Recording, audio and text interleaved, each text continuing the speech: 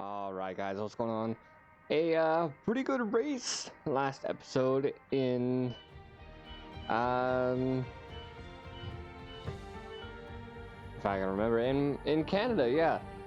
With the rain there at the start and a pretty strong P7 finish as we made a risky move onto a double set change or a double pit stop strategy. So that actually in turn helped us out there, running P7 towards the end of the race, and Dan took them just outside of the points at P13, so I feel confident with him getting a little bit more points for the rest of the season, which will actually land us a pretty good position in the standings, as we're sitting currently in P5 for constructors, and then myself in P7 for the driver standings. Just behind Carlos Sainz of the Ferrari, and then Lando Norris and George Russell splitting the other Ferrari of Charles Leclerc, who is in third place. So Sergio Perez and Max Verstappen fighting for championship right now, 2 points apart. And both Haases ended up getting points these following races. So feeling pretty good coming into this next weekend, as we did race on Silverstone last season. So I honestly feel like there's no need to go into practice, and we'll jump right into qualifying. So we'll go ahead and do those quick practices, get the R&D, and put some more parts in. Alright guys, real quick right before we go into qualifying, I just wanted to say that I realized that our MGUH is at 81%, so very hoping that our overheating doesn't really cause an issue, as it may I just hope we don't get in DNF at this point, because we are at the point where we're fighting for points, and it would really help us if we could get both teammates getting points. So let's hope for that, and let's get right into qualifying.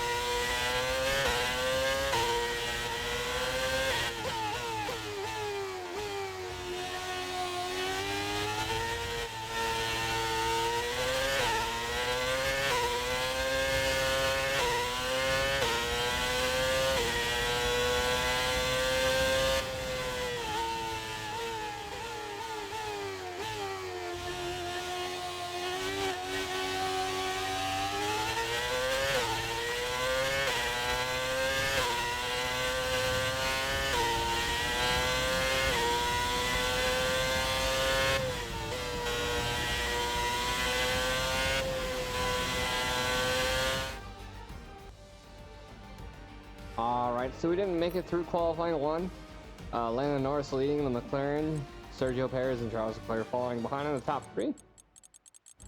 And yeah, myself and our teammate Dan Tickton are going to be starting in the same row, like a 142.7.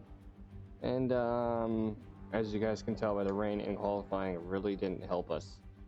We were about a half second, maybe 3/4 of a second ahead of our delta that we had on the previous double run at the beginning, but it didn't really help us out. So we're going to be starting in the back of the pack, and all we got to do is focus on our pace, because we did have a dry setup on our car for a wet qualifying, so that really put us at a disadvantage as well. And you can see both Renaults, both Audi Sports making it to Q2, and one BMW Williams, as well as a Haas. Alright, so that is surprising. The Aston Martin Hondas did not make it through. And then Kevin Magnussen and Nicholas Latifi in the BMW Williams. Alright, let's go ahead and get right to the race.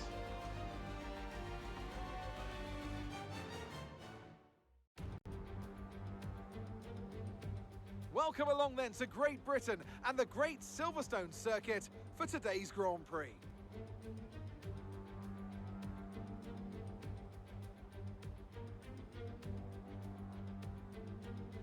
The 3.6 miles of Silverstone circuit in Great Britain is hallowed ground to the Formula One faithful.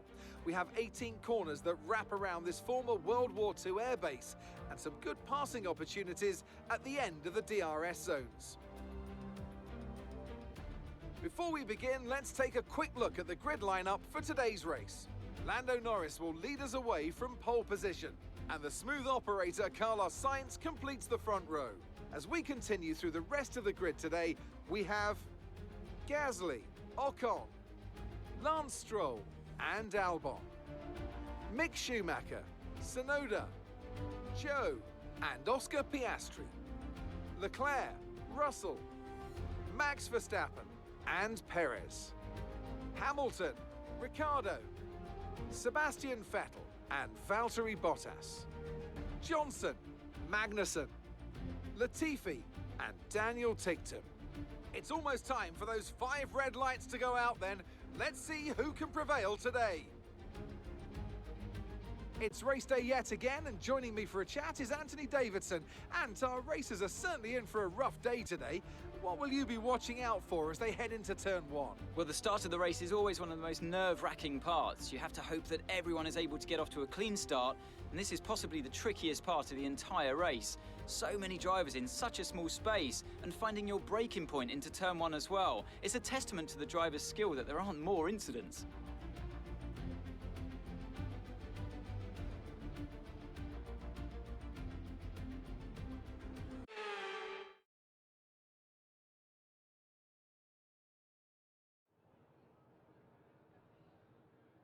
All right, so a very surprising lineup there. I don't know what went on in qualifying with the rain, but the Alpines, now Renault, sitting side by side towards the front of the pack. So not what I expected, especially with AlfaTauri up there as well, splitting the Red Bulls and the Mercedes. And I believe the Ferraris as well. We're going to be running a decently dry race. And what we're going to do is once we get our footing down on the softs, we're going to be running hards. We're going to go with the default strategy. And we're going to go ahead and drop our fuel load down. So pit on lap 8. We'll probably stretch it out to lap 10. If we can, depending on the tire wear and current situation, and see where we can go, because we are starting from the back of the pack. And if we do need to pit on lap 8 for an undercut, we will. So let's get right to the race. Here we go then, and we're off for the formation lap here at Silverstone, dubbed the home of British motor racing. Now, while the layout of this circuit has changed on numerous occasions, the spirit of the track that hosted the very first Formula One World Championship Grand Prix still very much prevails. So as all the cars take their positions on the grid, the teams will be hoping their strategies pay off for them in today's race. The question I'm asking is which teams have got it right, which ones have got it horribly wrong.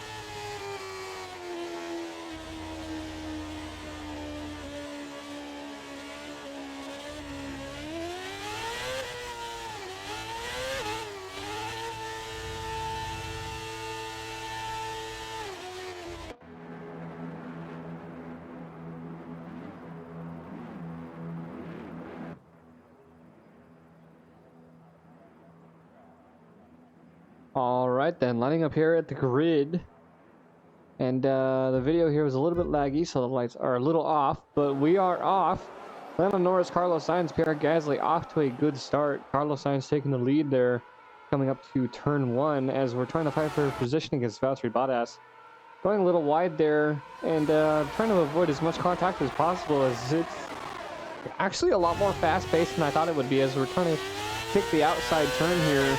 Try to gain a position against Daniel Ricciardo here, but we have to back off a bit, as we're still side by side with Sebastian Vettel, as almost a little bit of contact there, but Vettel decided to back off. You can see the Audi Sports side by side, following by the Mercedes and McLaren, and then ourselves as we're coming onto Sector 2 with the back straight. Still trying to stay as close as we can to Daniel Ricciardo here. As we're back of the pack, everyone's going single file. Sebastian Vettel trying to make a move on the inside on the mediums. As we try to hold our line as best as possible, we let him through.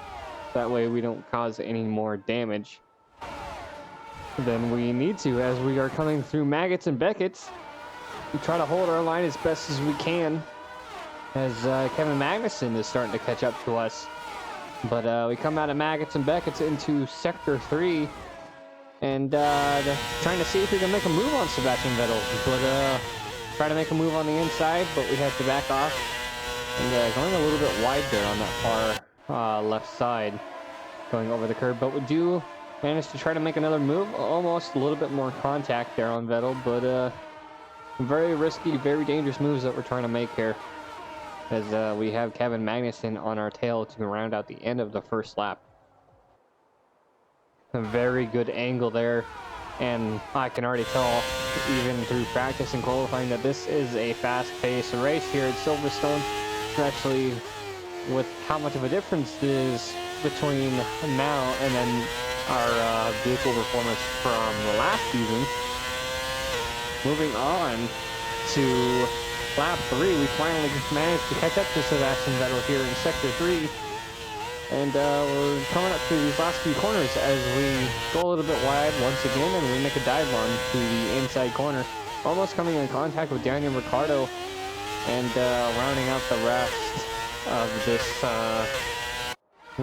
double right-hander, into the start of lap 4. So trying to make our move on Daniel Ricciardo now, as he's about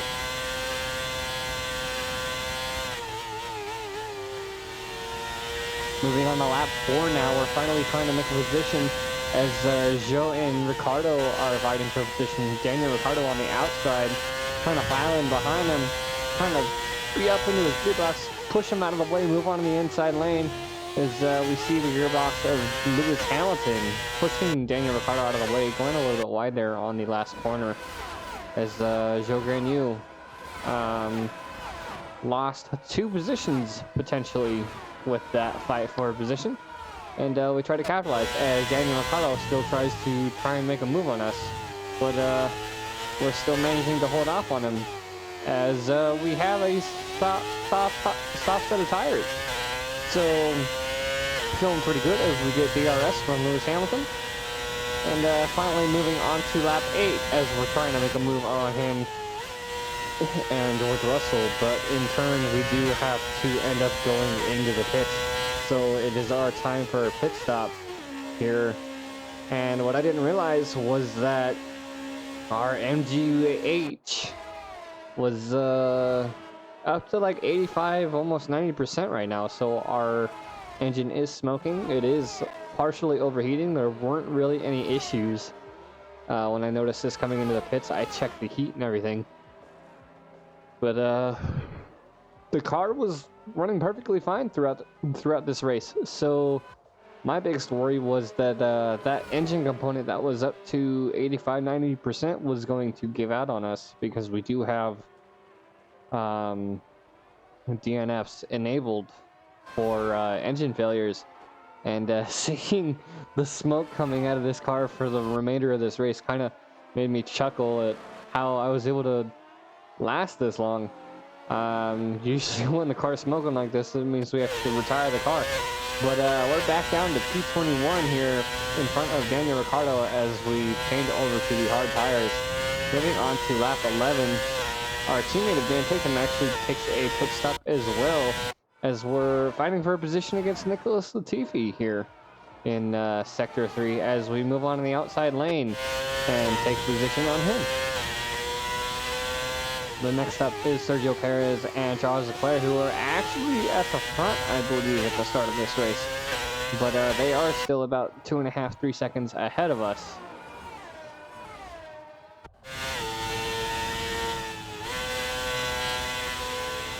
Moving on to the end of lap 12, the start of lap 13, we have Magnussen, Joe, Sebastian Vettel, Lewis Hamilton, Alexander Albon, all of these guys going into the pits for their medium to hard compound setup.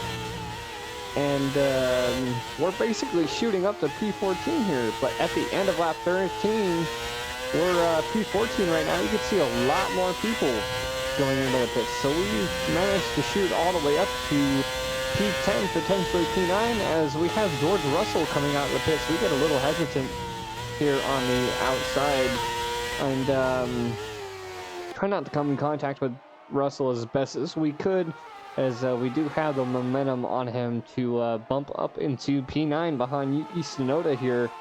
And we're just over halfway through this race, so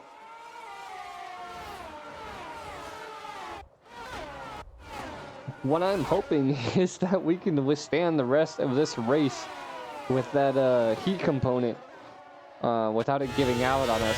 So we're actually feeling pretty good here because we haven't gotten any warnings from our mechanic yet. As George Russell tries to make a move on the inside, we give him that space, try to keep our vehicle as minimal damage as possible as we come into Maggots and Beckett, trying to keep that racing line as best as possible. We do lose a little bit of time on George Russell as the AI does have a better time through these S-curves. Moving on to lap 16, we're actually able to make an attempt on Yuki Tsunoda here in P9. George Russell did manage to make a move on him and pass him earlier as we kind of bumped into him, and then make a move on the outside as we're coming into the back straight of the track. And slowly but surely making that position on him as he has the inside line, and he eventually has to give it up as we move back into Maggots and Beckett's here in sector 3 here. And that plume of smoke seems like it's getting worse, but we're still able to handle as best as we can with the minimal tire wear that we have right now, even though we've had these hard tires for about 8 laps or so. Daniel Ricciardo tried to make a move on Yuki Tsunoda. And he does make a move on the outside, I believe, or the inside. I didn't quite see it there, but rounding out the end of lap 16, Daniel Ricciardo is right up behind us here as we're trying to catch up to George Russell. And it looks like he's gaining at this point. He's closing that gap as he has DRS on the start. And we still have this racing line here back into sector 1. But moving on to lap 17, we're finally getting close enough to George Russell, but Daniel Ricciardo still about a half second behind us. He's still right there in the mirrors. He's finally able to make a move on the inside lane. The start and finish on to the start of lap 18. He holds the inside line against us, and a little bit of contact there, making him drop back. As we still managed to hold on to that position in P9 ahead of Daniel Ricciardo here as we're lap 18 out of 26.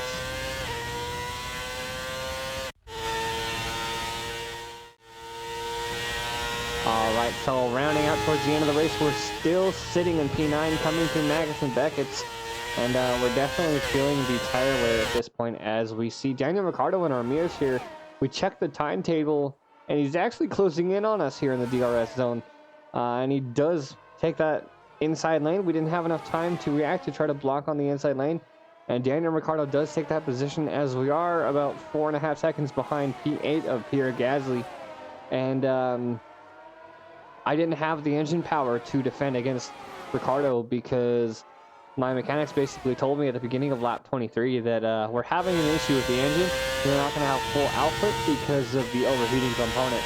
So that's basically going to be the end of this race, finishing out in P10 behind Ricciardo and in front of Tsunoda.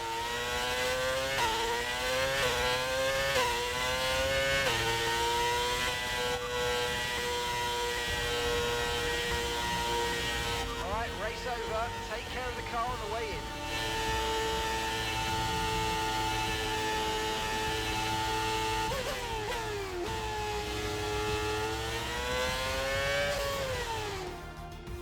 Well, they've done a brilliant job, I must say, under some intense pressure to take a well-earned victory here at the British Grand Prix.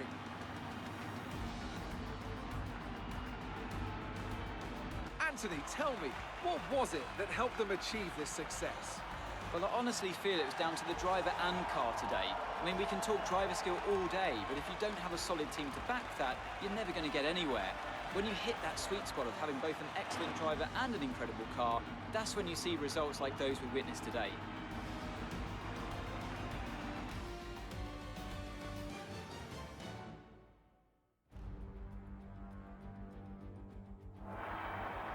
And look at that, they're making their way out onto the podium now. Great race from the McLaren team, and I'm very happy to see them there on that top step of the podium.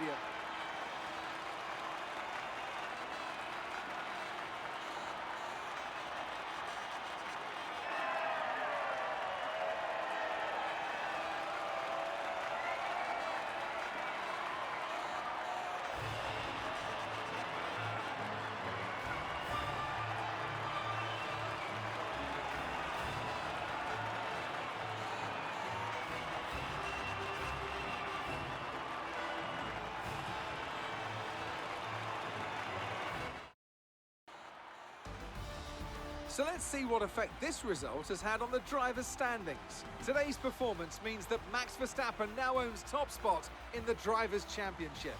Well, after an incredible day of racing, who was your driver of the day, Ant? Well, you can't fault anything that JPereira did out on the track today. He drove flawlessly, making him an easy pick. It's time to see how things are shaping up in the Constructors' Championship.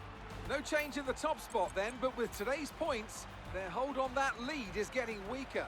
There was also a strong showing from the McLaren team today as they make their way up the standings. After an event like that, who knows what the sport has in store for us next time out? Be sure to join us once again as we continue to bring you all the excitement of Formula One.